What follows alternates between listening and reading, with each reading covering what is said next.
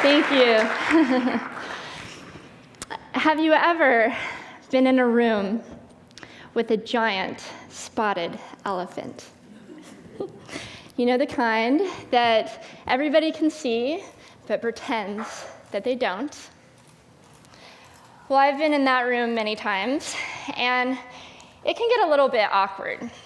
So I'm going to address the elephant in this room today. You guys are probably wondering, where did I get my adorable shoes?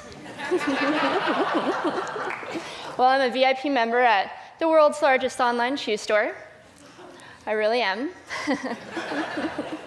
But the reality is that it's not every day that we see a real-life fembot.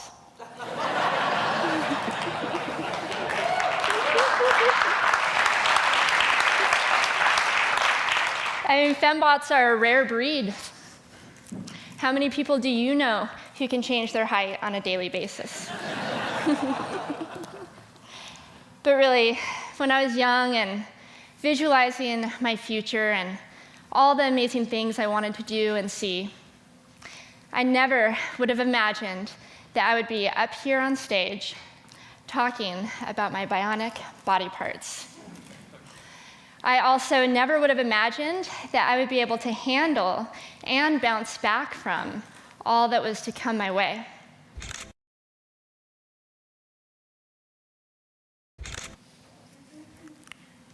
At the age of 19, I had the world figured out. I had a plan, I knew where I was going, and absolutely nothing was going to stop me.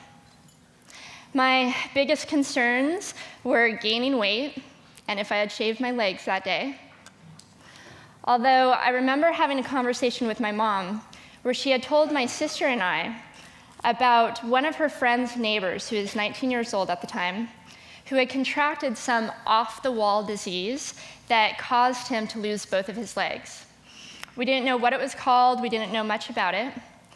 All I knew was that it wasn't anything that I had to worry about, that those were the types of things that happened to other people, the people on Dateline and Oprah, not anything that would ever happen to me.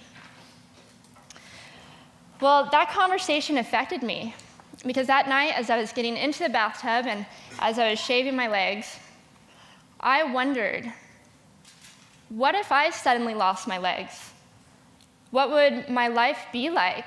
What would I do?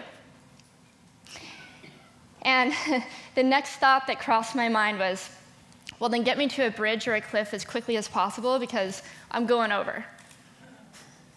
I believed that there was no way that I would ever be able to handle anything like that. Well, strange premonition to have, because that rare thing that happens to other people, about a year later, happened to me. I contracted the exact same bacteria, bacterial meningitis. The doctors have no idea how I got it, just that it lives on our nose and our mouth, and it's contracted like the flu or the cold. So for all I know, somebody could have sneezed on me while I was at work in an elevator. But due to this little microscopic bacteria, for 2.5 months, I fought for my life. And due to the septic shock that my body went into, I ended up losing both my legs below the knees and a handful of other important pieces, a spleen and a couple of kidneys. And it was so surreal. One day, I was living a life of normalcy and simplicity, one where I could just throw on a dress and a pair of flip-flops and run out the door without a care in the world. And the next, I had stepped into a life that relied on machines, mechanics, and medical innovation just in order to function and even survive. Due to the kidney failure that I was in, for 1.5 years, I relied on daily dialysis. But luckily, my dad was a perfect match, and the week of my 21st birthday, we underwent the first laparoscopic kidney transplant in Nevada. So when most people are celebrating their 21st with shots of tequila, I was celebrating mine with shots of immune suppressive medication and morphine. Not exactly how I pictured my 21st, but it was by far the best gift I could have ever received. And in addition to having to rely on machines and medicine to live, I now had to rely on mechanical legs to walk. And I remember when I saw my new legs for the first time, they looked like they were straight out of the plumbing department of Home Depot. They were hideous. And they had this yellow rubber foot that would absorb all of the ink from my shoes. So you can imagine, with my shoe obsession, that after a month or so of switching different colored shoes out, my feet were a mess. They looked like a Crayola box had just thrown up all over them. And just wanting to get back to normal, at one point, my leg maker decided to try to make my legs look real. So he covered up all of the metal with foam, and he shaped out a calf muscle, and then he shaped the ankle bones, and he connected the foam down to the foot shell, and they were looking pretty decent. And then he decided to paint them.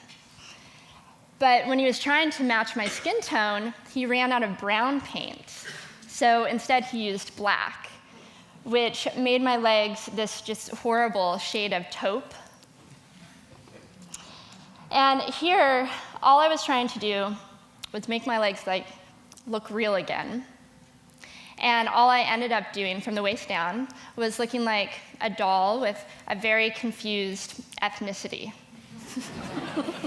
And the worst part was that my friends would say, "Why didn't they just make your legs look real? Why didn't they paint them a real color?" Because it's not that easy. So my insurance paid my prosthetist $5,000 to make my legs look real.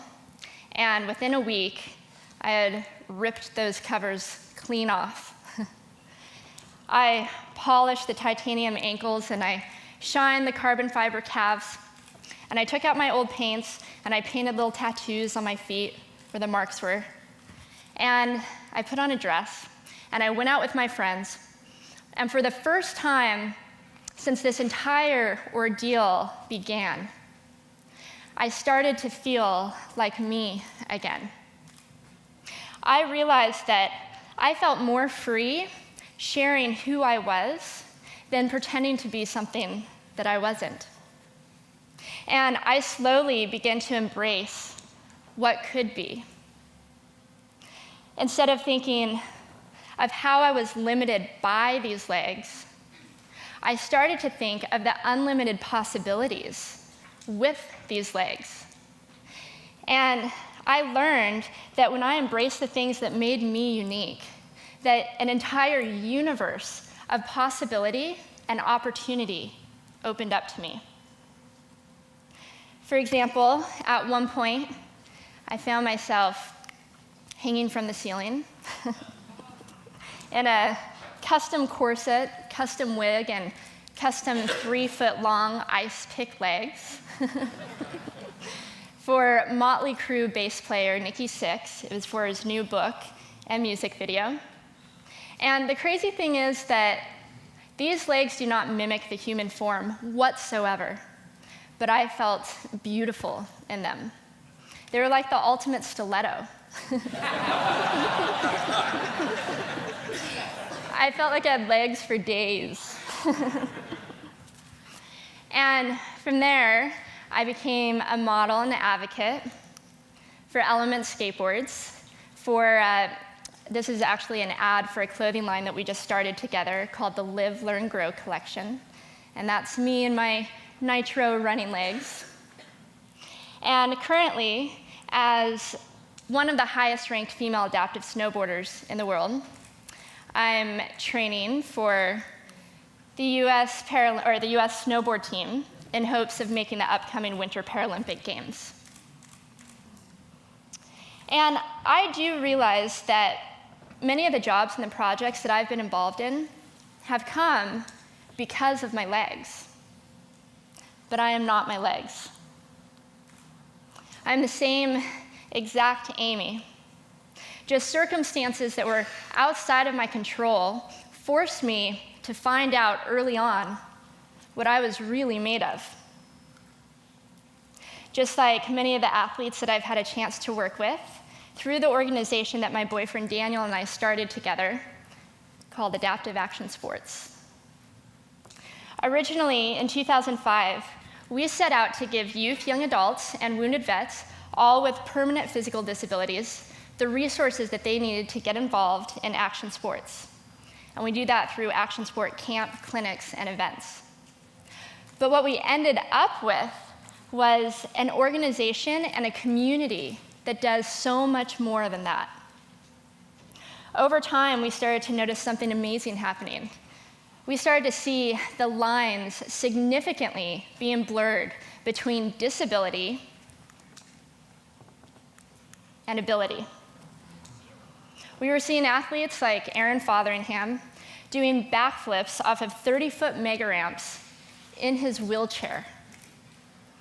And we were seeing all of Aaron's fans sharing his images and his videos online and reacting to Aaron in the same way that they would react to any other big sports star. Talk about changing perspectives. What does disabled even mean when people with so-called disabilities are expressing their super abilities? Now, don't get me wrong. Although the majority of people within this community have high-tech bionic body parts, we are not superheroes. What we are super resilient innovators. Mike Schultz, for example, another one of our friends and athletes who we work with, who made his own leg in his own garage. Because there were 0 legs on the market that could withstand the impact from the types of sports he was doing, which was motocross and snowcross. With other legs, he would land a 70-foot jump, and his knee would explode, and bolts would just go flying everywhere. So he decided to make a leg himself, and what an incredible leg he made. Not only does it move naturally, but it can handle those huge jumps that he takes. With this leg, Mike went on to sweep the podium at the ESPN X Games. I remember I was laying in my hospital bed. I had just lost both of my legs, and I was watching the X Games on TV. I was watching all these athletes doing all the sports that I loved, and I was thinking, if I could just see somebody like myself, somebody with a prosthetic leg, on TV right now, then I would know that everything was going to be okay. Well, I didn't see that. But what this did is it planted a little seed. And after Daniel and I started the organization, and after a lot of hard work, we were able to get adaptive motocross, adaptive skateboarding, adaptive snowcross, and adaptive snowboarding all into the winter and the summer X Games.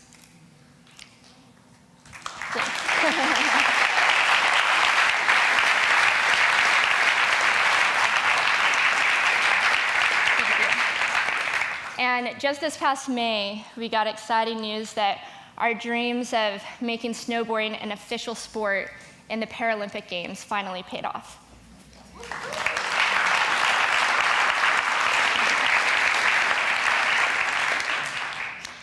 What we are doing with our organization is not just creating opportunities for others who have physical challenges to get involved in action sports. We are creating role models so that any person, child, adult, or wounded vet has a place to go to get the inspiration they need to not just bounce back from adversity, but to go further than they ever knew they could. And that's the big picture. It's about pushing our boundaries, changing our preconceived notions on what it means and what it looks like to be able.